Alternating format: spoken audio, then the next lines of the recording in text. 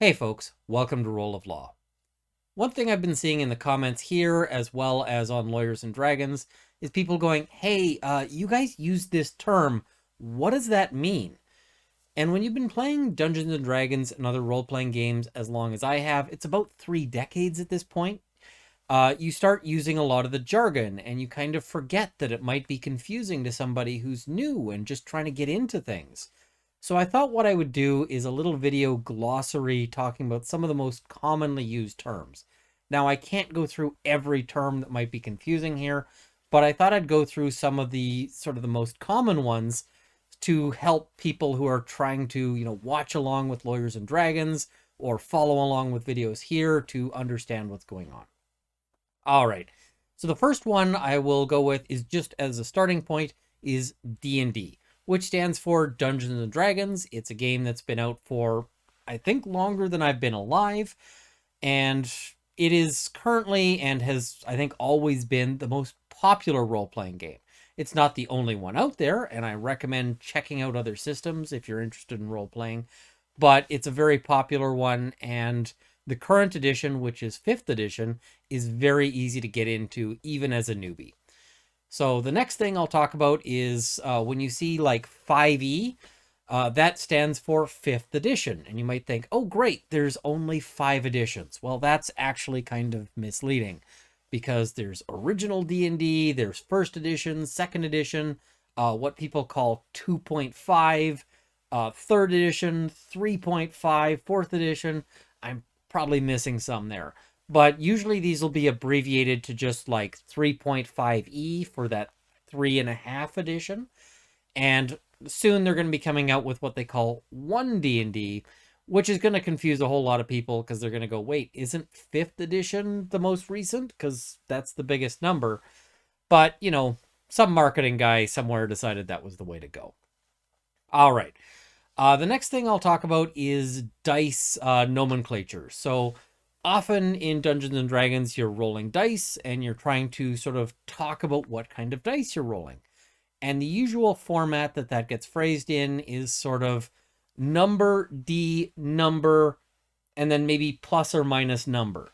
And what that means is the first number is how many of a particular kind of dice. So if you're rolling 10 D6, that's 10 dice. And then that second number after the D is the number of sides on the dice. And so when you look at a die, and I had one sort of handy here. So the different dice, and I'll just kind of hold this up, have different numbers of sides on them. And so if you've got, this, which is a 20-sided dice, it's got 20 different sides on it.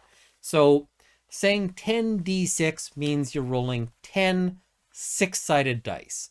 And then it might also have a modifier on it. And that's so you might be rolling 10d6 plus 4. And so what happens then is you roll 10 of these 6-sided dice, and then you add 4 to the total result. And that's the total result, not for each dice. So if you were rolling 10 6-sided dice and you wanted to add 1 to each dice roll, that would be described as 10d6 plus 10 and not 10d6 plus 1. So that's just an important thing for just how we talk about dice being rolled. And you're going to hear that a lot if you watch Lawyers and Dragons or other Dungeons and Dragons streams. Other things that are sort of important here, class. Now, class describes what your character kind of does as their primary skill set. And so this might be, for instance, a fighter where they fight. They get into, they're expert at, martial combat. Or a barbarian. And barbarians they're kind of like a fighter, except that they rely on sort of a berserker rage kind of thing in order to overcome their enemies and withstand big damage. Paladins are sort of fighters, but they're also kind of priestly. So if you think of like the White Knight, that's a paladin kind of figure. You've got clerics who are spellcasters who rely on they rely on sort of, gods or the like.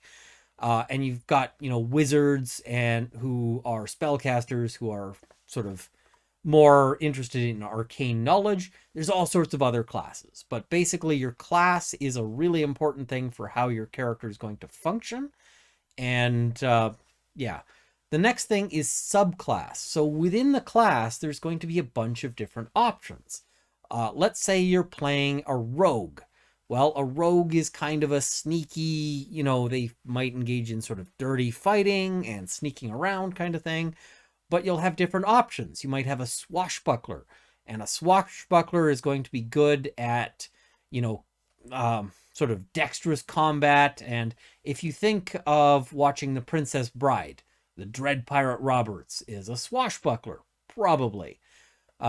So that's one option, but you can have other character options. You can have, a thief who is an expert burglar and, is good at using various kinds of tools and devices to help them out. So this is going to be another major factor for how your character actually ends up playing. Race. Now, race in Dungeons and Dragons doesn't typically mean ethnicity. I forget the Pratchett quote about, but basically it's usually more important whether you're a dwarf or an elf or the like versus your skin color. Typically, most games aren't going to worry about skin color. That's sort of not going to be a major element of most games. But, whether or not you're a halfling versus a dwarf versus a human versus any of these things, these will provide certain advantages and possibly disadvantages to your character and might affect as well your role playing. So that's another sort of important element there. All right, so getting into describing roles at the table. So the first and one very important role is the DM or the GM, and that stands for Dungeon Master or Game Master. And both of those get used interchangeably. And that is the person who's running the game. They've got a lot of responsibility. They're the person who's deciding what happens. They arbitrate the results of dice rolls. They determine sort of what the adventure looks like. And different games may put more or less responsibility on the Dungeon Master or the Game Master. So for instance, D&D has a lot of responsibility placed on the DM to sort of decide what happens. Blades in the Dark, which is another role-playing game, splits that up a little bit more, and the players actually have a little bit more decision-making power over the game. All of that breaks down into what style of game you're playing, but ultimately the DM or the GM is the person who's running, the adventure, like what happens in the game world, as well as any non-player characters. Which gets us to our next term, which is NPC, for non-player character. So that's any character or being in the adventure or in the game that is not being run by a player. So if the players go to a shop to buy something, the guy at the shop who is selling them, potions or whatever else, that's a non-player character. It's being run by the DM. If the players get into a fight with some goblins and decide to start talking to the goblins, they're also non-player characters. And that gets us, of course, to player characters, which is usually abbreviated as PCs. And that's just the characters being played by the other people who aren't the DM. So that's sort of the heroes of the story, typically, sort of the protagonists. And so that's, anytime you hear PC, that's what that refers to.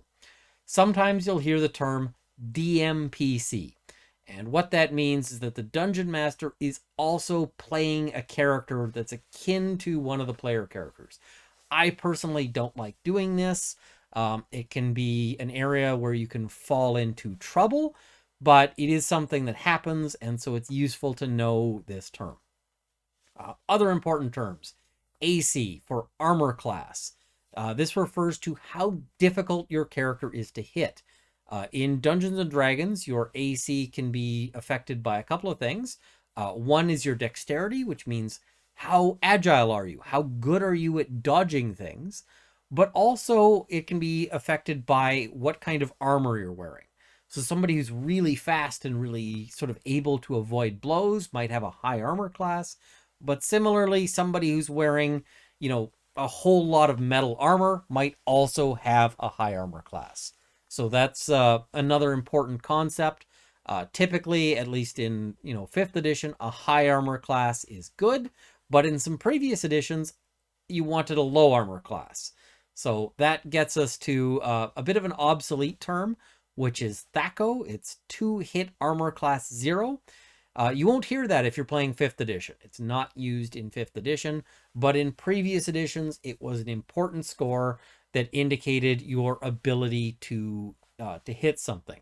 In 5th edition, that's basically been replaced by your attack bonus, which might be affected by various things, including your level, as well as your relevant ability scores. Ability scores, in this case, refers to your strength, dexterity, constitution, intelligence, wisdom, or charisma. These are the fundamental things about, what makes your character good at something versus bad at something. They also combine with proficiencies, which are, the skills that your character has, what they're able to do. Is your character able to pilot a ship? That might be a proficiency. Are they really good at sort of nature and herbalism? That's another possible thing. Are they able to, tell lies convincingly? That's another possible proficiency. So that's what that means. You'll hear CP, SP, and GP, and then sometimes the more uncommon terms of EP and PP, and that last one doesn't mean what you think it means. These are all references to coinage, money in the game. CP is copper pieces, which are sort of the equivalent of a penny. SP is silver pieces, which is sort of the equivalent of a dime. And GP is kind of like a dollar, although it's not 1-to-1 in terms of, you shouldn't take this as meaning like 1-to-1 in terms of buying power, because fantasy economics are different than real world economics. What I just mean by that is that for every gold piece, that can be broken up into 10 silver pieces, and each silver piece can be broken up into 10 copper pieces. Platinum pieces are typically worth 10 gold. They're less common, and also in different settings, they may have different value. Electrum pieces are almost never used, but just different kinds of coinage that are out there. And so if you hear somebody saying, that, you want to buy that cart, it costs 100 GP. That's what that means. So that's sort of an important sort of aspect there. AOO for attack of opportunity. And what that is that certain things that you might be doing might in some way endanger you. So that if somebody is nearby and is armed and threatening you, they might be able to make an attack against you. Typically, the most common thing in 5th edition that can provoke an attack of opportunity like that is moving away from a monster without taking precautions to ensure that they can't attack you. So that's sort of a free attack that things might get against you. AoE is area of effect, and this typically comes up with spells, although it can come up with certain other abilities. So if if the spellcaster is casting a spell that creates a lightning bolt, that might have an area of effect that's a long line, about 5 feet wide by 60 feet long, and anything that is in that area is going to take damage. So AoE is another very common term that you'll see. Another sort of breakdown that I think is important for people to know is RAW, so raw, which is rules as written, and that's versus RAI, which is rules as intended. So this gets into interpretation of rules. RAW is sort of the strict rules as they're written down in the books, which can sometimes lead you to things that don't make a whole lot of sense. RAI, the rules as intended, means kind of applying a little bit of further interpretation to see like, hey, the people who were designing this, what were they thinking about how this should work? There's various places where when you think about it, they probably intended the rules to work one way, but they wrote them down a different way. And that's part of rules interpretation. If you hear somebody described as a rules lawyer, that's typically not a favorable term. because typically that means somebody who argues the rules a lot to their personal advantage. Which it's funny because whenever I play with actual lawyers, we don't get a whole lot of rules lawyering. But, if somebody is suggesting that you're a rules lawyer, maybe think about whether you're sort of being a little too aggressive in terms of pushing for things and deciding on, if that's sort of who you want to be and what you want to do. XP as a term is experience points. And not all games use experience points. A lot of 5th edition games are run on milestone leveling instead of experience points. Certainly, Lawyers and Dragons is being run on milestone leveling. But what that means is, so experience points are when you kill monsters or accomplish things, you gain experience points, and at certain thresholds, you will gain a level. And level is a term that itself has 2 meanings, just to be extra confusing. So character level is a measure of your character's power. A first level character is just starting out, just figuring out what's going on in the world. They're not very good at things, but they're trying real hard. A 20th level character is ultra badass. There's somebody who has done so many things and is basically at the peak of their ability. They are the top of the top. And so that's one meaning of level. But you'll also hear spell level. And levels of spells in Dungeons and Dragons range from 1st level on through 9th level. And so a 1st level spell like Magic Missile might do small amounts of damage or affect the game in some sort of more minor way. Whereas at 9th level, you can do incredible amounts of damage or have access to spells like Wish. Wish is a 9th level spell, which allows you to do basically all sorts of things. It's a very flexible thing. Whatever you want it to do, it can probably do. Now, confusingly, you're going to get access to those 9th level spells at around 18th character level. Yeah, this is something that is confusing to a lot of people and causes a lot of people to go like, wait, how does that make sense? But I would love to see them change those terminologies, but that's just not where we are right now. So other terms that are important here. You'll hear people talking about action economy, and action economy means basically how much stuff can you do in your turn, and especially the comparison between the players and the enemies in terms of what they can do. And so, for instance, if you have 4 player characters going up against 10 goblins, those goblins have an advantage on action economy because each of those goblins gets to do a thing each turn, and the players also each get to do a thing each turn. But because there's 10 goblins, they get to do 10 things, and there's 4 players, so they get to do 4 things. So that can become really important, especially if you're trying to plan out an adventure and you are the dungeon master and you want to run, especially, for instance, one big monster, because that big monster is going to have a real disadvantage on action economy. You think, okay, well, this is Godzilla, but Godzilla getting to act once each turn, whereas the players are acting 4 times because there's 4 of them, it can become a bit of a balancing act, and there's various ways that they try to deal with that. You might hear of buffs or debuffs, and buffs are spells or other abilities to improve somebody's, combat or other effectiveness. Typically, those are spells you want to cast on your allies, and debuffs are the opposite. They're things that make you worse in combat. So those are things you want to use on the other side. You'll also hear action, movement, and bonus action. And you get each of those in a turn. You get a certain amount of movement, which says how much, you can actually move on sort of an imaginary grid.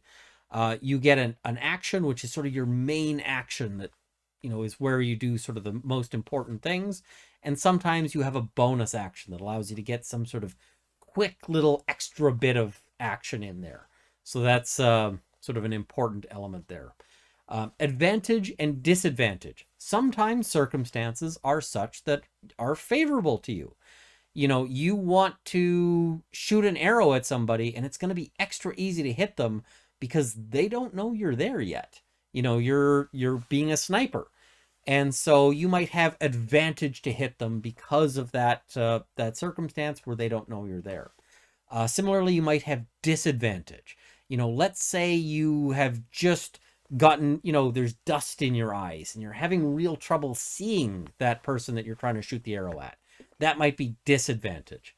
When you have advantage, you roll the dice twice and you get to take the better of the two results.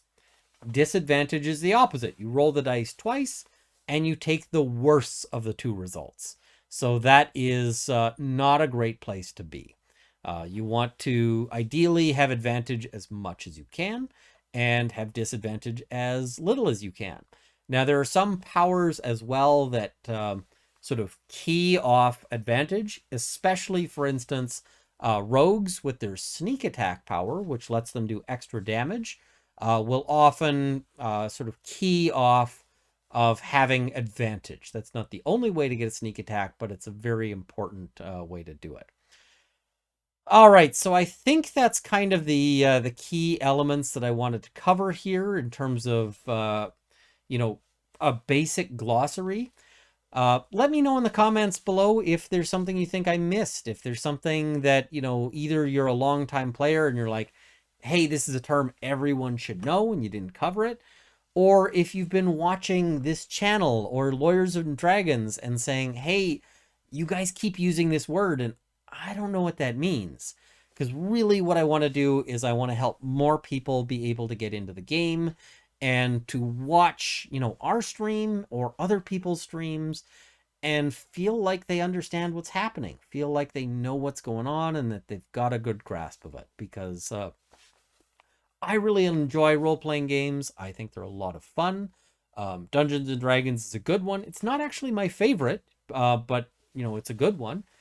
But I feel that there are probably some people out there who are watching these streams going, I just don't know what's happening.